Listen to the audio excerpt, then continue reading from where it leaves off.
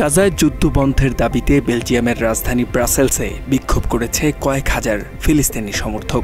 অবিলম্বে যুদ্ধবিরতি ও ফিলিস্তিনি জনগণের ন্যায় বিচার নিশ্চিত করতে বেলজিয়ামের কাছ থেকে দৃঢ় পদক্ষেপের দাবিতে রোববার প্রায় ৯,০০০ মানুষ বিক্ষোভ মিছিল করে বলে জানিয়েছে বার্তা সংস্থা রয়টার্স। প্রতিবেদনে বলা হয়, এদিন ফিলিস্তিনের পতাকা ও ব্যানার হাতে মিছিলে অংশ নেয় বিক্ষোভকারীরা। বেশিরভাগ আন্দোলনকারীর পরনে ছিল লাল ও সবুজ রঙের পোশাক। এ সময় গাজায় ইসরায়েলি আগ্রাসনের বিরুদ্ধে স্লোগান দেয় তারা।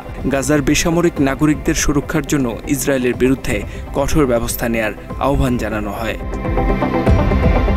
এদিকে পুলিশের বরাত দিয়ে আরব নিউজ জানিয়েছে, বিক্ষোভে অংশগ্রহণ করে ৭০,০০০ মানুষ। তবে অংশগ্রহণকারীর সংখ্যা ১,২০,০০০-এর উপরে ছিল বলে দাবি করে আয়োজকরা। মাত্র ৩০% টাকায় জমির মালিক হয়ে নতুন বাংলাদেশের গড়ে তোলার স্বপ্ন দেখা বাংলা বসতি।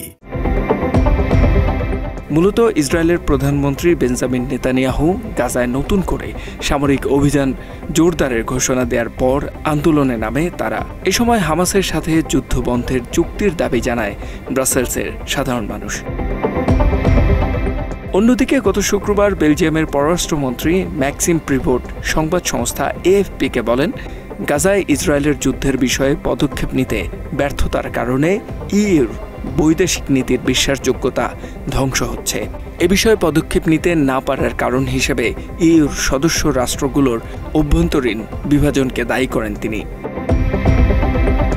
তিনি আরও জানান, চলতি মাসে জাতিসংঘ সাধারণ পরিষদের অধিবেশনে ফিলিস্তিনকে রাষ্ট্র হিসেবে স্বীকৃতি দেবে বেলজিয়াম। সেই সাথে ইসরায়েলের বিরুদ্ধে নতুন নিষেধাজ্ঞা আরোপের কথাও উল্লেখ করেন তিনি।